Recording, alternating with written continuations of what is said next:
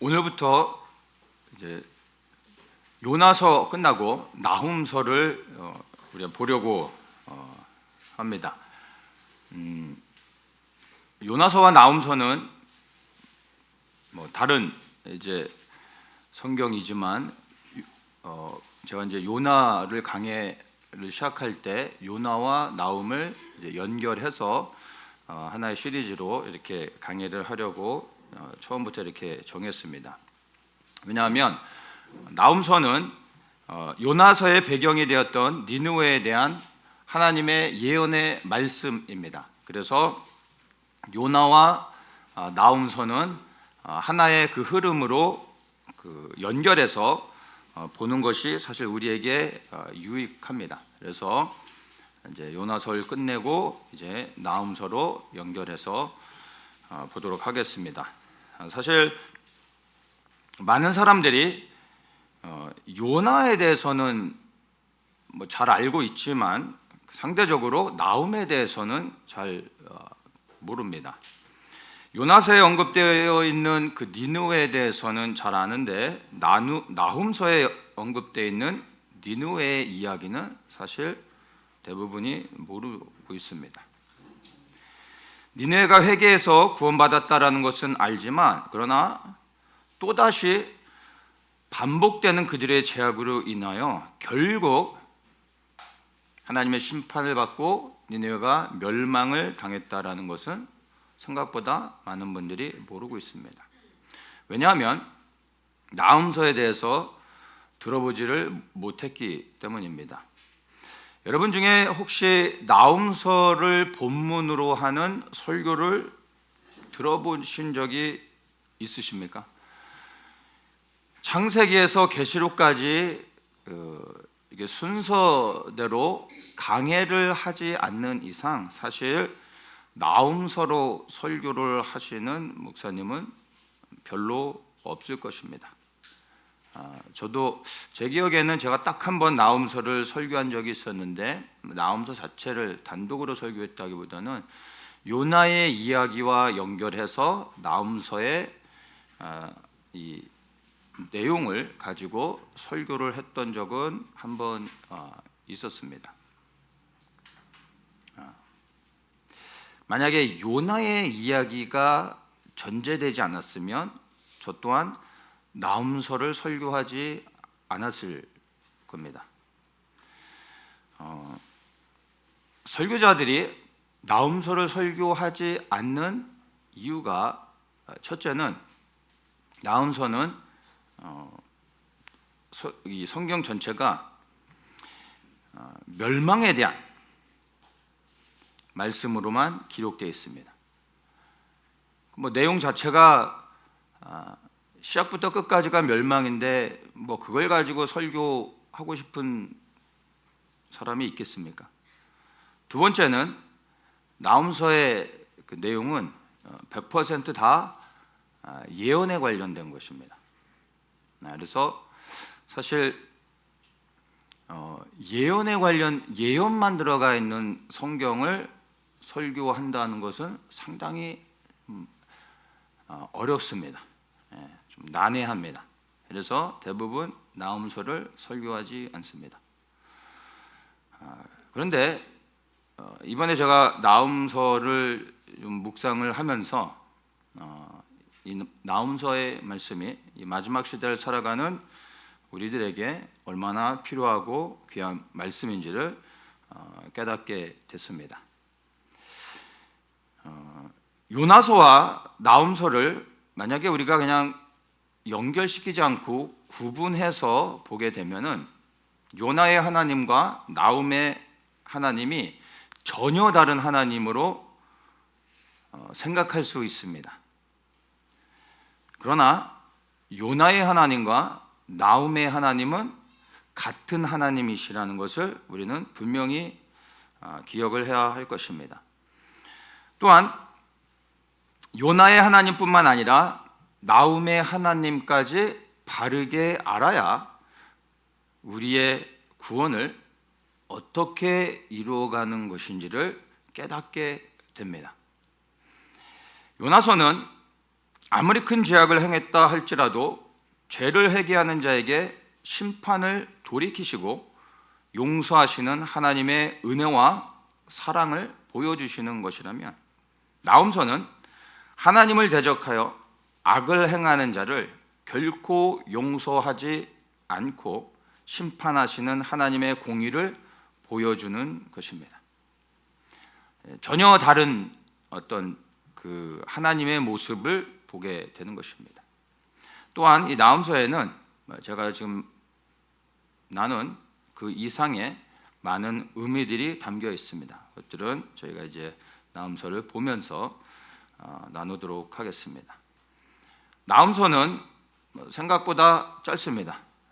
짧기 때문에 얼마나 큰 위로가 되는지, 이게 한 6장까지 됐으면 참 마음이 많이 힘들 뻔했습니다. 자, 나훔서는 3장까지 있는데 두 번에 걸쳐서 보려고 합니다. 1장을 따로 보고 그 다음에 2장과 3장을 한 번에 강해를 해서 보려고 합니다. 그런데 좀 순서를 바꿔서 2장과 3장을 오늘 먼저 나누고 그 다음에 1장을 보려고 합니다. 고민을 좀 많이 해봤는데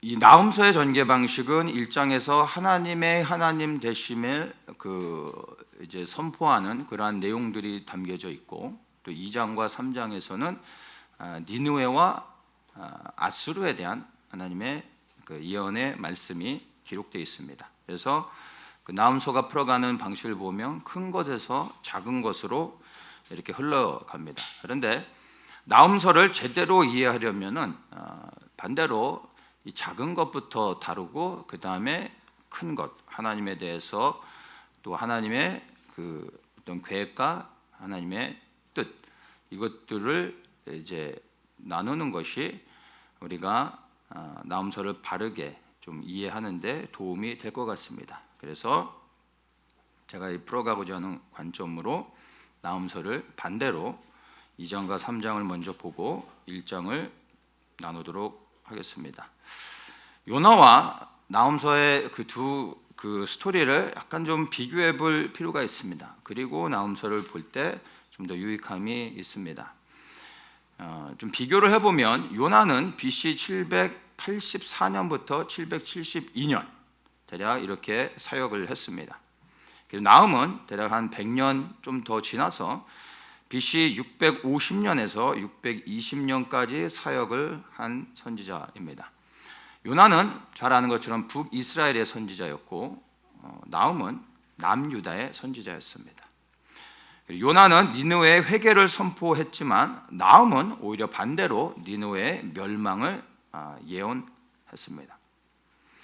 요나가 세상을 향한 하나님의 사랑을 보여주는 것이었다면 나훔은 세상을 향한 하나님의 심판을 보여주는 것입니다. 완전히 다르죠.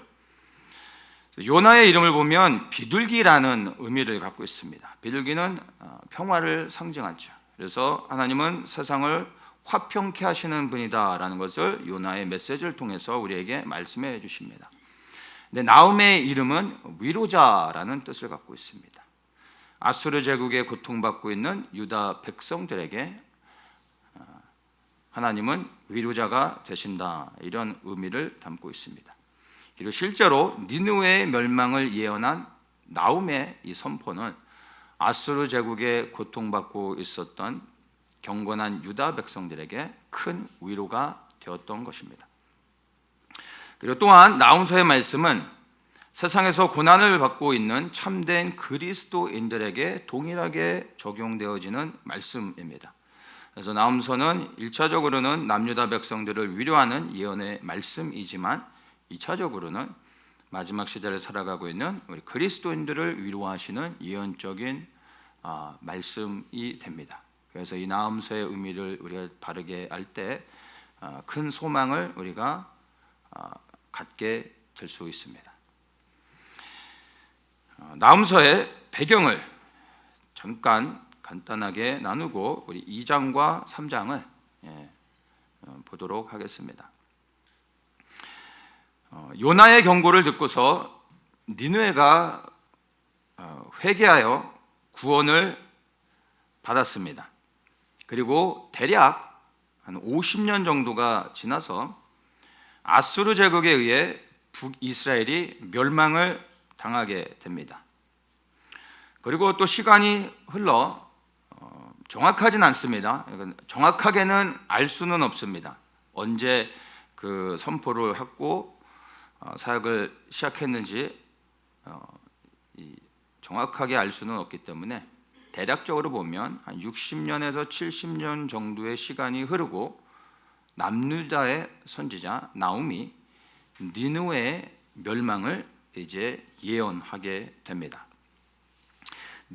요나가 니느웨에 가서 회개를 선포한 지 대략 100년이 훨씬 지난 한 120년 정도 지난 후에 나움이 니느웨의 멸망을 선포했던 것입니다. 그리고 니느웨의 멸망을 선포하고 나서 그리 오래 걸리지 않고 얼마 지나지 않아서 니느웨가 멸망을 당하게 됩니다. 그것을 보면 한 도시가 죄에서 돌이켜 구원을 받고 다시 타락하여 심판을 받기까지 그리 오랜 시간이 걸리지 않는다는 것을 우리가 볼 수가 있는 것입니다. 근데 이것은 사실 니느웨에게만 우리가 적용하는 것이 아니라 우리 개개인의 신앙의 여정 가운데서도 적용해야 하는 실제입니다. 과거에 우리가 받은 구원의 감격에 마냥 젖어 있고 그 구원의 감격에 묶여 살아가고 있다면 여러분 깨어나셔야 됩니다. 날마다 내가 받은 구원을 점검하셔야 됩니다. 과거에 받은 구원으로 인하여 오늘과 그리고 앞으로 그 구원이 자동적으로 유지되는 것이 아니라는 것입니다. 구원에 합당한 삶을 살아야 하는 것입니다. 과거의 구원의 삶에 합당했던 삶을 살았다 할지라도 지금 동일한 삶을 살지 않는다면 우리가 그리스도의 심판대 앞에 섰을 때 영원한 생명을 얻을 수 있다라는 것은 우리의 상상일 뿐이지 우리가 생각했던 것이 아닌 다른 결과가 우리의 삶에 나타날 수 있는 것입니다. 그래서 과거에 받은 구원의 감격에 묶여 살아가고 있다면 우리도 니느웨와 같이 어느 날 호련히 멸망이 우리 개인에게 임할 수 있다라는 것을 이 니느웨를 보면서 우리는 생각할 수 있어야 하는 것입니다.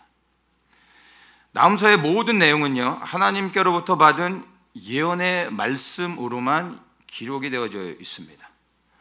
역사적인 사건이 하나도 언급되어 있지 않습니다. 이게 좀 어려운 부분입니다. 대부분의 그 선지서들은 하나님의 예언의 말씀들을 하지만 또한 그들이 살아가고 있는 삶의 상황과 사건들을 또한 설명해 줍니다. 그래서 그 선지자들의 예언을 그 시대의 상황과 사건들 안에서 적용하고 또 해석하면서 말씀들을 이렇게 풀어갈 수가 있는데 나훔서는 시작부터 끝이 다 예언의 내용입니다. 그래서 설교자들에게 이제 어려운 것이 예언의 내용만 있게 되면 구름 위를 이렇게 걸어가는 느낌이라고 할까요? 이게 현실성이 없다 보니까 코에 걸면 코걸이, 귀에 걸면 귀걸이, 뭐 마음대로 해석해도 그거에 대해서 이러쿵저러쿵 말할 수가 없는 겁니다. 그래서 설교자로서는 가장 난해한 것이 예언으로만 가득 차 있는 성경입니다. 나훔서가 사실 그렇습니다. 그래서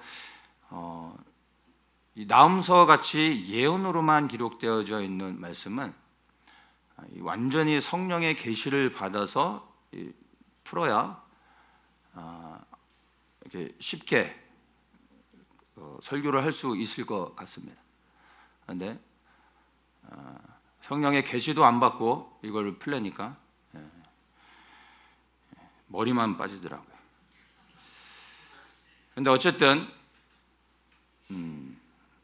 오늘 이제 이 부분을 살펴보려고 합니다. 1장은 예언과 하나님의 하나님 되심을 어떤 시편의 방식으로 시로서 표현하는, 근데 그것도 어쨌든 역사적인 사실과 상관없는 하나님의 하나님 되심을 그냥 선포하는 내용이죠. 현실에 적용되는 건 아닙니다. 그리고 2장과 3장은 니느웨에 대한 멸망에 아주 자세하게 이렇게 묘사해주고 있습니다. 이것도 이미 일어난 것을 말하는 게 아니라 앞으로 일어날 것에 대하여 예언하고 있는 내용입니다. 그래서 아까 말씀드린 것처럼 2장과 3장을 먼저 좀 오늘 보고 그 다음에 1장으로 가서 예언의 말씀이지만 1장은 대부분이 하나님의 그 하나님 되심을 높이고 있는 그러한 경배와 찬양에 관련된 시라고 말할 수 있습니다. 그래서 결론을 1장으로 이렇게 정리를 하려고 합니다. 그래서 오늘 2장과 3장을 한 번에 같이 좀 보도록 하겠습니다. 어려울수록 짧게 가는 게 지혜이기 때문에 제가 될 수 있으면 말을 적게 하고 짧게 하려고 합니다. 2장과 3장을 읽지는 않겠습니다. 필요한 부분에 대해서만 잠깐 좀 언급하고 결론을 맺겠습니다.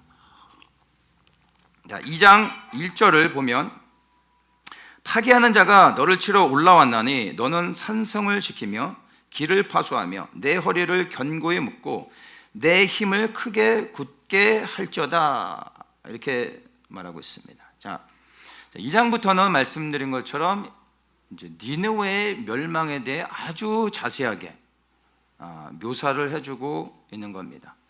이 1절의 말씀은 대상이 당연히 니느웨입니다. 지금 너를 치러 파괴하는 자가 올라오고 있다, 이렇게 말씀하고 있죠. 그 파괴하는 자가 바로 이제 바벨론인 것입니다. 그러면서 이제 3절과 4절에서 니느웨를 치러 이제 공격하러 오고 있는 바벨론의 군대의 모습을 자세하게 묘사를 해줍니다. 그의 용사의 방패는 붉고 무사들의 옷도 붉고 그리고 병거의 철이 번쩍이고 노송나무 창이 요동하는도다. 병거는 거리에 미치게 달리며 대루에서 이리저리 빨리 가고 그 모양이 횃불 같고 빠르게 번개 같도다. 그래서 이 바벨론의 이 군대들 그리고 이 병거들이 너무나 빠르게 순식간에 니느웨를 공격하러 오는 장면을 아주 자세하게 묘사해 줍니다. 그리고 이제 5절부터 7절까지 보면은 그 견고하고 거대한 절대 무너지지 않을 것 같은 니느웨 성이 어떻게 함락이 되는지를 예언적으로 아주 자세하게 설명해 줍니다. 그래서 5절에 보면 그가 존귀한 자를 생각해내니 그들이 엎드러질 듯이 달려서 급히 성에 이르러 막을 것을 예비하도다. 그러니까 이 개역 성경에서는 좀 무슨 말인지 이게 좀 어려운데 이제 다른 성경들을 좀 이렇게 참조해서 보면은 그들이 순식간에 성을 함락시킨다, 성을 빠르게 이제 올라가 무너뜨린다, 뭐 이런 내용들입니다. 그래서 6절에서 자세히 설명을 하죠. 강들의 수문이 열리고 왕궁이 소멸되고 왕후가 벌거벗은 몸으로 끌려가고 모든 시녀가 슬피 운다. 이제 니느웨 성의 이 함락과 멸망에 대해서 자세하게 묘사를 해주고 있습니다. 아직 일어나지 않은 일인데도 불구하고 너무나 자세하게 나훔이 하나님의 계시를 받아서 설명을 해주고 있습니다. 그리고 이와 동일하게 그대로 니느웨가 멸망을 당하게 됩니다. 그러고 나서 이제 8절부터 해서 쭉 설명해 주는 것은 이제 니느웨에 대한 하나의 조롱이라고 할까요? 비웃는 그러한 내용들로 너는 결국 멸망을 당할 것이다. 너를 도와줄 자가 없다. 이런 식으로 이제 니느웨의 멸망에 대해서 이야기합니다. 그리고 13절에 이제 하나님께서 직접 말씀하십니다. 만군의 여호와의 말씀에 내가 내 대적이 되어 하나님께서 니느웨의 원수가 되겠다. 이런 말씀이죠. 너의 병거들을 살라 연기가 되게 하고 너의 젊은 사자들을 칼로 멸할 것이며 내가 또 너의 노력한 것을 땅에서 끊으리니 너의 파견자의 목소리가 다시는 들리지 아니하리라. 하나님이 작정을 하고 니느웨를 멸망시키시겠다고 스스로 말씀하십니다. 누가 당해낼 수 있겠습니까? 니느웨를 향한 하나님의 마음은 확정되어졌고 반드시 멸망시키실 것이다 라는 것을 2장에서 분명하게 보여주시면서 2장이 끝을 맺게 됩니다. 그래서 2장은 니느웨의 멸망을 아주 자세하게 이제 설명을 해줍니다. 그리고 이제 3장으로 넘어가는데 3장에서는 니느웨에 대한 그 설명에서 아수르에 대한 그 묘사로 이제 좀 더 확장되어집니다. 니느웨는 곧 아수르이기도 하지만 니느웨는 정확하게 얘기하면은 아수르 제국의 수도이고 가장 큰 도성이지 니느웨가 또한 아수르는 아닌 것이죠. 그래서 니느웨가 멸망을 당할 뿐만 아니라 결국 아수르 제국이 멸망을 당하게 된다라는 것을 3장에서 보다 더 정확하게 이제 그것을 설명해 주고 있습니다. 그래서 2장은 니느웨의 멸망에 대해서 자세하게 묘사를 하고 있는 반면에 3장에서는 이제는 니느웨가 왜 멸망을 당하는지 그 이유에 대해서 보다 더 자세히 설명을 해줍니다. 한번 보면 3장 1절에 화 있을진저 피성이여 그 속에서는 괴울과 강포가 가득하며 늑탈이 떠나지 아니하는도다. 피성이라고 말하고 있습니다. 무죄한 자의 피가 흘려진 성이다 이런 말이죠. 그리고 거짓말과 폭력과 노략질이 끊이지 않는다 이런 겁니다. 한마디로 니느웨는 무고한 백성들의 피가 뿌려짐으로 세워진 악한 도시였다라는 겁니다. 이런 도시를 하나님이 용서해 주실 수가 없는 거였죠. 그리고 4절에 보면 이는 마술의 주인된 아리따운 기생이 음행을 많이 함을 인함이라. 그가 그 음행으로 열국을 미혹하고 그 마술로 여러 족속을 미혹하느니라. 개역 성경에서는 마술이라는 단어가 사용되고 있는데 이것을 이제 그 히브리어로 보면은 이건 좀 번역이 잘못된 거고요. 4절의 내용을 히브리어로 보면 이것은 이제 매춘부들의 창녀짓으로 열국을 미혹했다 이런 의미로 이해를 하시면 될 것 같습니다. 그러니까 아수르 제국이 섬기는 수많은 우상들이 있었는데 그 우상들 가운데 주된 우상이 아세라를 섬기는 거였죠. 근데 이 아세라를 섬기는 방식이 그 신전에 여성 사제를 두는데 한마디로 창녀인 겁니다. 그래서 이 아세라를 섬길 때는 그 섬기는 방식이 가서 뭐 제물도 드리지만 거기서 제물을 드리는 방식, 이 신을 기쁘게 하는 섬기는 제사 방식, 우상 숭배 방식이 그 신전에 있는 창녀와 성적인 관계를 갖는 것입니다. 근데 이러한 우상 숭배를 아수르 제국이 많은 나라를 정복하면서 그 정복한 모든 그 나라들에게 이러한 우상 숭배를 퍼뜨렸습니다. 그리고 수많은 그 나라들이 이러한 우상 숭배 가운데 다 무너졌던 것입니다. 그래서 바로 이 아수르가 어떤 이 우상을 섬기는 음란함으로 많은 열국을 넘어지게 했다, 이런 의미로 이해를 하시면 될 것 같습니다. 그래서 1절과 4절의 말씀을 보면 정확하게 하나님께서 왜 니느웨를 그리고 아수르를 멸망시키려고 하는지, 그들이 멸망당하는 이유가 무엇인지를 정확하게 설명해 주고 있습니다.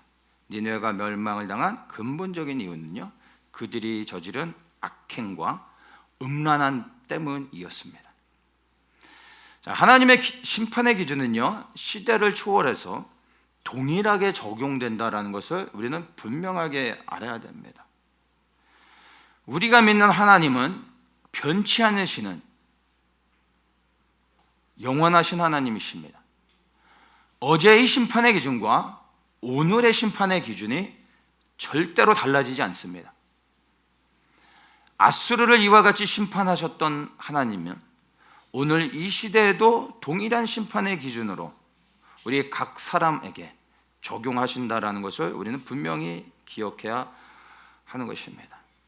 우리도 니느웨와 같은 동일한 불법과 악행을 저지르며 음란한 가운데 살아간다면 반드시 하나님의 심판을 받게 된다는 것입니다. 결코 그 심판을 피할 수 없다라는 것을 기억해야 되는 겁니다. 내가 지금 죄를 범했고 그 죄를 속이고 있고 숨기고 있음에도 불구하고 여전히 아무런 일이 일어나지 않고 있기 때문에 이렇게 가도 되는 것으로 생각해서는 안 된다라는 것입니다. 들키냐 들키지 않느냐는 중요하지 않습니다. 여러분, 내가 지은 죄가 영원토록이 아닌 내가 죽을 때까지 들키지 않을 수도 있습니다. 그게 복이 아니라는 겁니다. 결국에 우리의 주님은 하나님이시기 때문에 세상의 모든 사람들은 속일 수 있다 할지라도 주님은 다 하십니다. 이미 하십니다. 주님 앞에 섰을 땐 그것을 결코 속일 수 없다는 겁니다. 그러면 차라리 우리가 살아가는 세상에 우리가 저지른 악행들이 드러나 부끄러움과 수치를 당한다 할지라도 혹 그것으로 인하여 돌이킬 기회를 얻는다면 그것이 은혜가 되어질 수 있는 겁니다. 그래서 정말 우리 개개인의 삶을 니느웨와 비교하면서 지금 우리 자신을 돌아볼 수 있어야 되는 것입니다. 내가 하나님이 보실 때 그 하나님의 심판의 기준으로 나는 불법을 행하고 있지는 않은가? 그 불법의 기준도 각 사람마다 다른 것입니다. 우리가 살아가는 이 대한민국이라는 시스템 안에서 우리가 불법을 저지르지 않았다 할지라도, 헌법에 위배되는 행동을 하지 않았다 할지라도 그것과 상관없이 주님이 우리 각 사람에게 말씀하시는, 요구하시는 하나님의 기준이 있습니다. 그 도덕의 기준은, 윤리적 기준은 각 사람의 신앙의 수준에 따라 다르게 하나님이 적용하시고 말씀하시고 요구하신다는 겁니다. 그리고 우리는 세상의 기준이 중요한 게 아니라 우리를 심판하시는 주님의 기준에 맞춰서 우리가 순종하며 살아야 하는 것입니다. 그래서 내가 도덕적으로 올바르게 살고 있다라는 보여지는 세상의 법의 기준을 가지고 우리 스스로를 옳게 보아서는 안 되는 것입니다.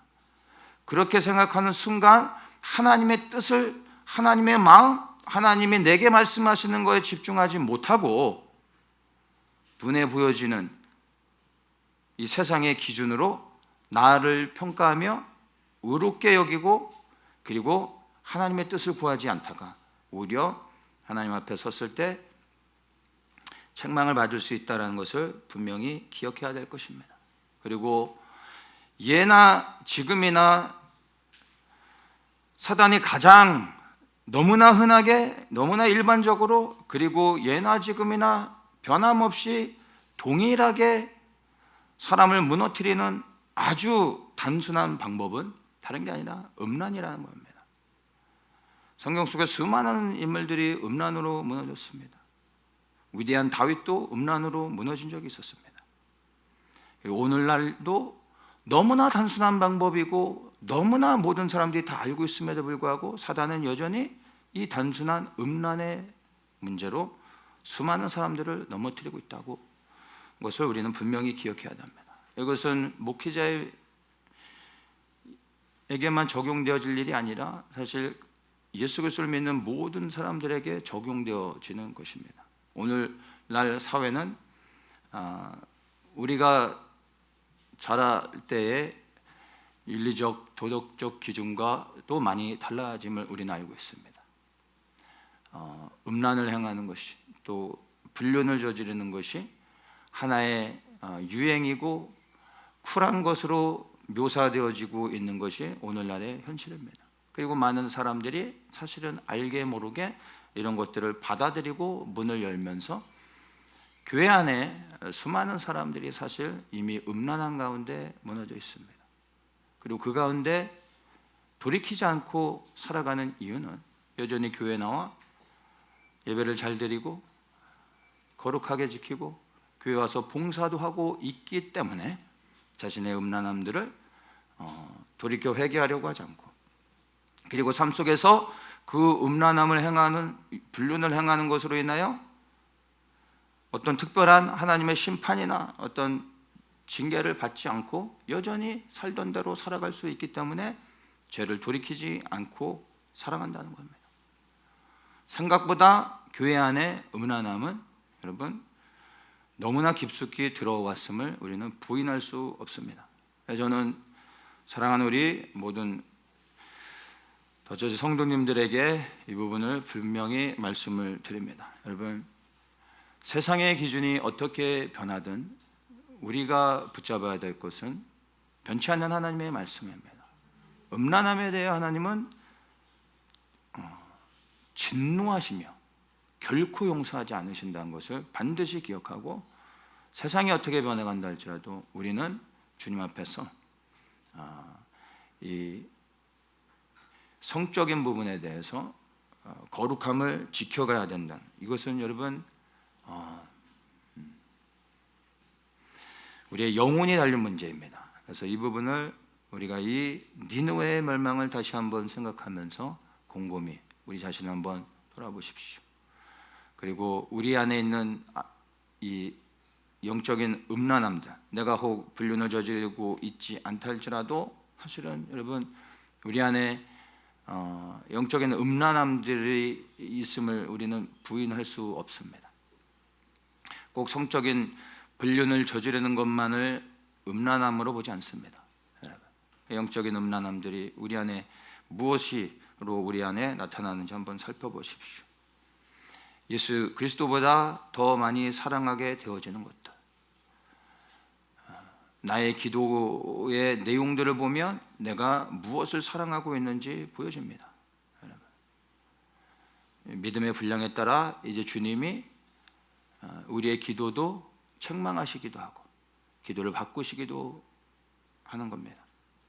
그래서 우리 안에 영적인 음란함이 없다고 말할 수 있는 사람이 있겠습니까? 눈으로, 생각으로, 감정으로 짓는 수많은 영적인 음란과 이 불법의 일들이 있음을 우리는 부인할 수 없을 것입니다. 그런데 이러한 마음을 지키는 것으로부터 우리가 시작하며 그래서 계속해서 주님 앞에 거룩함으로 나아가려고 하는 노력이 없다면 보여지고 생각하는 것에서 무너지고 그 문이 열려지게 되면 결국엔 육체 안에 그 모든 죄의 문제들이 실제가 되어져서 우리를 넘어지게 한다는 것을 기억하시면서 죄에 대하여는 정말 우리가 경기를 일으킬 정도로 두려워하며 이 세상과 타협하지 않고 반드시 우리가 이것들을 끊어내야 된다는 것을 니느웨의 멸망을 통해 다시 한번 여러분들이 경각심을 갖기를 주님의 이름으로 축복합니다. 5절에 보면은 이제 하나님께서 니느웨에 대하여, 그리고 이제 더 확장되어 아수르에 대하여 말씀하십니다. 내가 내 대적이 되어서 내 치마를 걷어쳐 내 얼굴에 이르게 하고, 이 아수르의 음란함을 말하고 있는 거죠. 그것이 오히려 너에게 수치가 되게 만들 것이다. 내 벌거벗은 것을 열국에 보이며 내 부끄러운 것을 열방에 보일 것이다. 내가 또 가증하고 더러운 것을 내 위에 던져 능욕하며 너로 구경거리가 되게 하겠다. 너를 보는 자들이 니네가 황무하였다, 너를 위로할 자가 없다, 너를 위해 울어줄 자가 없다, 이렇게 말하게 될 것이다. 내가 이렇게 만들겠다. 하나님이 직접 하시는 말씀인 것입니다. 자, 그러면서 8절에 이제 내가 어찌 노아몬보다 낫겠느냐 이렇게 말씀하시는데, 노아몬은 당시에 애굽의 수도였습니다. 그러니까 노아몬은 이집트의 북쪽에 위치한 그 큰 도성이었는데 이제 아수르에 의해 이제 멸망을 당했습니다. 그런데 이 노아몬을 언급을 하시면서 이러한 당대에는, 예전에는 애굽이 중동의 패권 국가였죠. 그들의 제국은 영원할 것 같았는데 그 애굽의 노아몬이 멸망을 당했습니다. 그리고 유다의 백성들은 그 멸망당한 노아몬을 알고 있습니다. 이와 같이 노아몬이 멸망을 당했는데 아수르 또한 어찌 이 노아몬보다 더 나을 수 있겠냐, 너도 멸망을 당할 것이다 라는 것을 노아몬에 통하여 하나님께서 다시 한번 말씀하고 있음을 보게 됩니다. 그러면서 이제 9절부터 19절까지는 자세하게 이 아수르의 멸망에 대해서 하나하나 또 설명해 줍니다. 근데 그들의 이 멸망의 이 과정이 얼마나 비참한지를 잠깐 보면 10절에 이제 설명해 주는데, 포로가 되어 잡혀가는데 어린아이들은 길 모퉁이에서 이 돌에다가 매어침을 당해서 아이들을 죽이게 되는 그런 일들이 기록되어 있고요. 이 아수르의 이 지도자들은 제비 뽑혀 노예가 되어 팔려가고 다 사슬에 묶여 결박된다. 이런 것들을 자세하게 그들의 멸망에 대해서 설명을 하고 있습니다. 그러면서 이제 이 18절에서 이렇게 아수르 왕이여 하면서 내 목자가 자고 내 귀족은 누워 쉬며 내 백성들은 사내들에 흩어지나 그들을 모을 사람이 없도다. 이러면서 18절에 아수르 왕을 언급하십니다. 그래서 이제 2장에서는 니느웨만 언급하다가 이제 3장에서는 아수르 왕을 언급한다라는 것은 니느웨뿐만 아닌 이제 아수르를 하나님이 멸망시키신다라는 것을 보여주고 있는 것입니다. 자, 여러분, 폭력과 죄악으로 잠시 번영을 이루었지만, 그런데 결국에는 그들이 저지른 폭력과 그 큰 죄악들로 인하여 하나님의 심판을 받고 결국엔 멸망을 당했다라는 것입니다. 여러분, 불법을 통해서 우리가 잠시 성공할 수 있습니다. 죄를 지으면서 잠시나마 육체의 쾌락을 즐길 수도 있습니다. 근데 여러분, 이것을 아셔야 됩니다. 때가 되면 결국 그 죄들로 인하여 하나님의 심판을 받게 된다는 겁니다. 이것은 단순히 나라와 민족에만 적용되어지는 것이 아니라 우리 개개인 한 사람 한 사람에게 동일하게 적용되어지는 사실이라는 것을 분명히 기억해야 할 것입니다. 그래서 정말 이 니느웨의 멸망을 통해서 우리가 우리 스스로에게 적용해야 되는 것은요, 우리는 매 순간 모든 죄에서 돌이키고 회개하여 거룩한 그래야 구별된 삶을 살아야 한다는 것을 절대로 잊지 말아야 할 것입니다. 말씀을 좀 정리하겠습니다. 나훔 선지자가 니느웨의 멸망을 선포했을 당시에 아수르 제국은 사실 남유다를 제외한 중동의 거의 모든 지역을 장악했던 아주 큰 제국이었습니다. 그래서 그 영토가 얼마나 컸는지를 보면 남쪽으로는 이제 북 이집트의 그 지역을까지 장악을 했고, 저 위쪽으로는 오늘날의 터키의 남터키 지역까지 장악을 했고, 서쪽으로는 지중해 끝에서 동쪽으로는 티그리스 강, 그러니까 이란 접경까지 장악을 했던 중동 지역에서 번영을 이뤘던 제국들 중에서는 가장 큰 제국이었습니다. 바벨론보다 더 큰 제국이었습니다. 나중에 바벨론에게 멸망을 당하지만 사실 바벨론보다 더 큰 어마어마한 제국을 이루었던 나라입니다. 그래서 이 아수르 문명은 역사 속에서도 유명하죠. 그래서 당시에 어느 누구도 아수르가 멸망을 당하게 될 것이라 생각하지 않았습니다. 이 아수르는 계속해서 영토를 확장시켜가며 이미 사마리아도 무너졌고 남유다만 중간에 남아있는 아주 위태로운 상황이었습니다. 그래서 아수르가 조금씩 쇠락의 길을 가다가 멸망한 게 아닙니다. 엄청나게 성장하다가 갑작스럽게 무너졌습니다. 그래서 이렇게 아수르 제국이 가장 번영을 누리고 있을 때 하나님께서 나훔을 통해서 니느웨의 멸망을 선포하게 하신 겁니다. 그러니까 이게 사실은 현실성 없는 얘기가 되는 것이죠. 얼마나 큰 번영을 이루고 있는데 니느웨가 멸망을 당한다는 것을 받아들일 수 있겠습니까? 나훔은 하나님의 말씀을 선포했습니다. 멸망은 호련히 오는 것입니다. 우리 인생도 정말 하나님 없이 번영을 누리며 성공하고 행복하게 살 수도 있습니다. 그런데 멸망은 호련히 온다는 것입니다. 좀 더 갈 수 있을 것 같지만 어느 날 갑자기 찾아와 니느웨와 같이 우리의 영혼이 멸망을 당할 수 있다는 것을 반드시 기억해야 할 것입니다. 정말로 나훔의 선포가 있고 난 지 얼마 시간이 지나지 않아서 BC 612년에 니느웨가 멸망을 당합니다. 그리고 3년 후 BC 609년에 아수르 제국이 완전히 역사 속에서 사라지게 됩니다.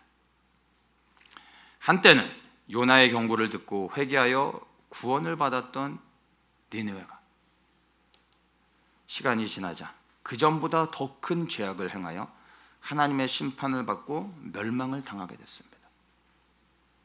다시 한번 좀 우리가 생각해 보기 원합니다.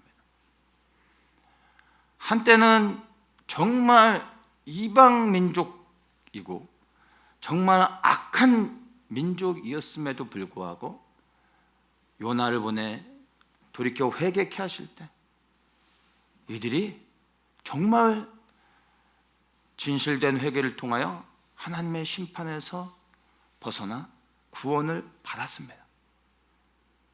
그랬던 니느웨가 100년이 좀 지나지 않아 결국엔 하나님의 무서운 심판을 받고 멸망을 당했다라는 것입니다.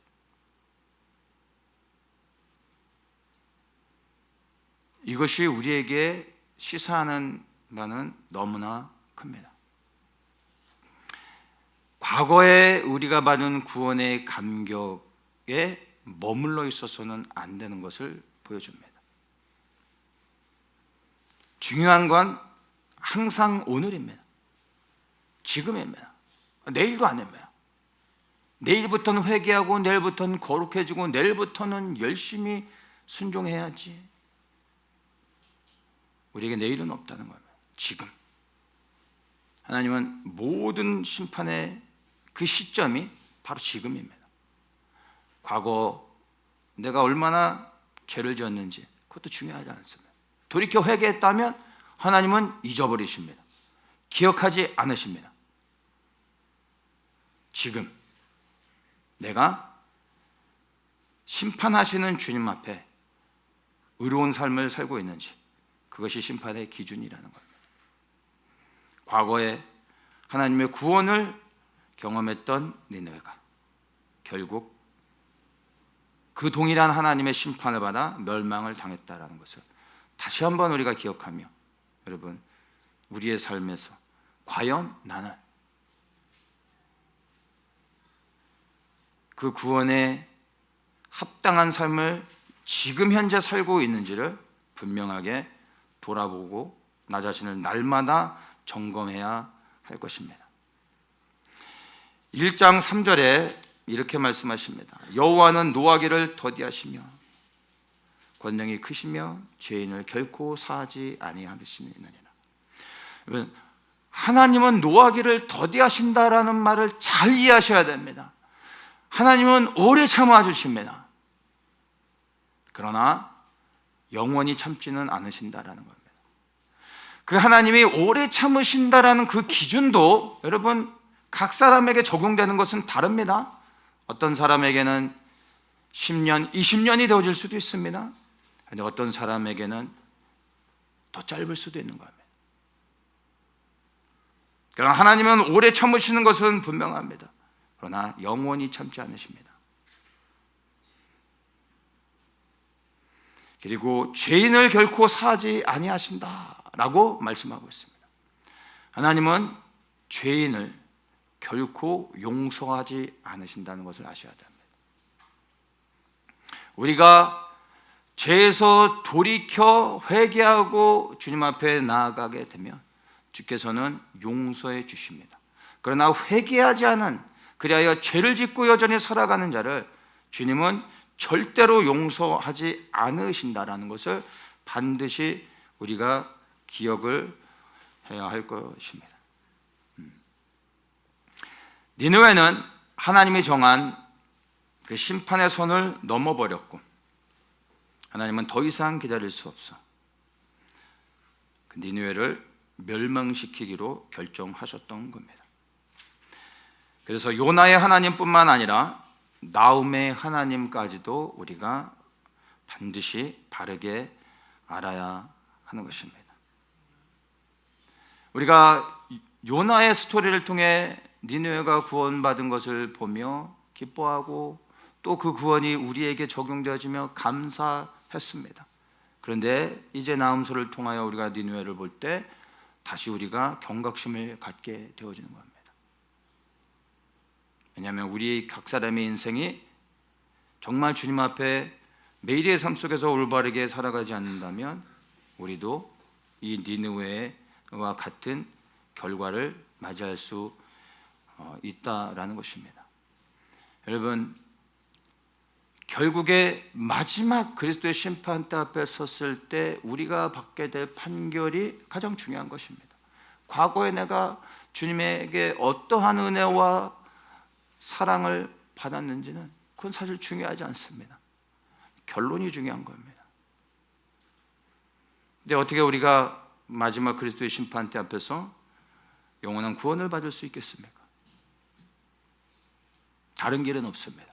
오늘, 지금 죄를 회개하고 그리고 주님을 두려워하며 주님의 말씀에 순종하며 오늘을 사는 것입니다. 또 내일이 오늘이 되어 돌아오면 그 오늘 동일하게 매일의 삶 속에서 그렇게 하루하루를 주님 앞에 순종하며 살아가는 것 외에 다른 길이 없다라는 것입니다.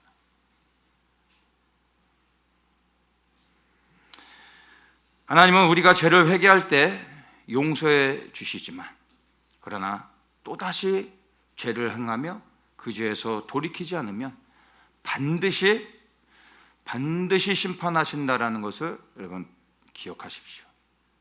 그래서 한 번 받은 구원이 영원하다고 믿는다면 결국에 니느웨 사람들처럼 살다가 멸망을 당하게 될 것입니다. 과거의 구원의 감격에 여러분 머물러 있지 마십시오. 지금 나를 심판하실 주님을 두려워하며 그분의 말씀에 귀 기울이고 순종하십시오.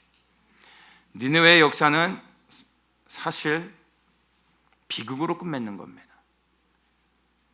그래서 요나의 이야기로 니느웨를 이해하시면 안 됩니다. 결론은 나음으로 니느웨의 그 끝이 어떤지를 분명히 알아야 하는 겁니다. 우리의 믿음의 여정이 니느웨처럼 비극으로 끝나지 않으려면 어떻게 해야 될까요? 이것을 기억해야 합니다. 우리가 받은 구원은 여러분 천국으로 직행하는 보장되어진 티켓이 아니라 우리가 지금 받은 구원은 죄와 사망의 권세로부터 자유를 얻은 구원입니다. 죄와 사망의 권세 아래에 있을 때는 하나님의 백성이 되어 하나님을 섬길 수 없습니다. 그분이 우리를 구원하셨습니다. 예수 그리스도의 피를 통하여 우리를 죄와 사망에서 자유케 하셨습니다. 이 자유케 되어진 은혜로 이제 우리가 우리를 구원하신 예수 그리스도를 위하여 그분의 백성이 되어 그분을 섬길 수 있게 되어진 것입니다. 우리가 정말 소망하는 영생, 그 영생의 구원은요, 하나님이 우리에게 약속으로 주어진 것입니다. 약속이 실제가 되기 위해서는 우리를 구원하신 주님께 이제 우리의 삶을 드려 순종하며 살아가야 하는 것입니다. 순종하며 살아갈 수 있도록 우리를 죄의 사슬에서 자유케 하신 겁니다. 바로의 권세에서 자유케 해주신 겁니다. 사단의 권세로부터 우리를 풀어주고 이제 하나님의 백성이 될 수 있도록 우리에게 자유를 주신 겁니다. 이제 우리가 구원하신 하나님께서 또한 심판하시는 하나님이시라는 것을 구원받은 자로서 기억해야 합니다. 언젠가 우리는 그리스도의 심판대 앞에 한 사람 한 사람이 1대1로 서게 될 것입니다. 그리고 그분께서 우리를 심판하실 그리스도께서 우리가 어디에서 영원토록 영생을 보내야 할지 결정하십니다. 영원히 꺼지지 않는 불못에서 영생을 보낼 수도 있고 주님과 함께 천국에서 하나님을 경배하며 영생을 보낼 수도 있습니다. 우리가 원하는 대로 우리의 소원을 따라 결정되는 게 아닙니다. 예수님이 결정하십니다. 예수님 마음대로, 예수님이 원하는 대로 예수님이 결정하시는 게 아닙니다. 이 땅에서 우리가 맺은 삶의 열매가 그리스도의 심판의 기준이 되어질 것입니다. 그래서 지금 우리가 살아가고 있는 지금 오늘 우리가 매일의 삶 속에서 조그만 열매들을 맺어 나가야 하는 것입니다. 근데 우리가 매일의 삶 속에서 맺어 나갈 열매가 무엇이겠습니까? 주님을 위해 멋진 일을 해드리는 게 아닙니다. 매일의 삶 속에서 우리가 맺어 나가야 될 조그만 열매들은 다른 것이 아니라 순종입니다.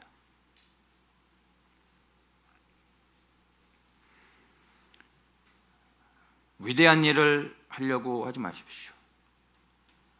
뭔가 드러나고 거창한 일을 하려고 생각하지 마십시오.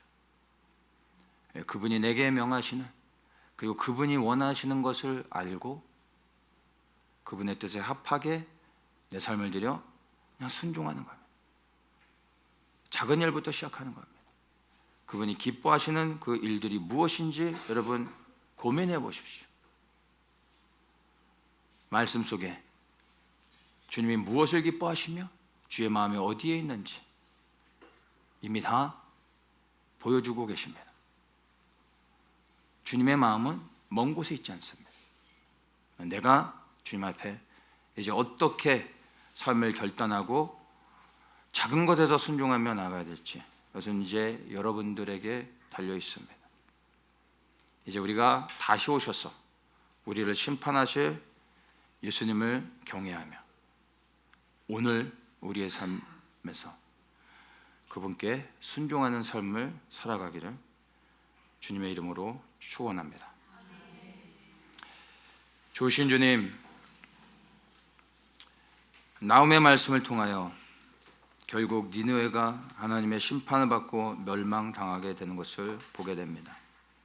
그리고 이것이 우리에게 주님이 주시는 경고의 말씀으로 두려운 마음으로 우리가 10년 가운데 새기기를 원합니다. 우리의 영혼을 살리는 주님의 말씀은 바로 책망이시고, 그리고 우리의 연약한 것들을 드러내시는 것이 사실은 우리를 살리는 하나님의 은혜임을 알게 하여 주시고, 내가 듣기 좋은 것에 나의 귀를 여는 것이 아니라 나를 책망하시는 주님의 음성에 겸손히 귀 기울이고 그것을 믿음으로 받고 나를 돌아보며 죄된 모든 삶에서 구별되어 정말 주님 보실 때 기뻐하시며 합당한 삶을 살 수 있는 저희들 되게 하여 주시옵소서. 이제 다시 한번 우리의 믿음을 점검하며 과연 구원받기에 합당한 삶을 살고 있는지를 돌아보며 주님 앞에 이제 두렵고 떨리는 마음으로 새롭게 우리의 믿음을 세우고 나아가는 우리 모든 하나님의 백성들 되게 하여 주시옵소서. 감사하며 예수 그리스도의 이름으로 기도드리옵나이다.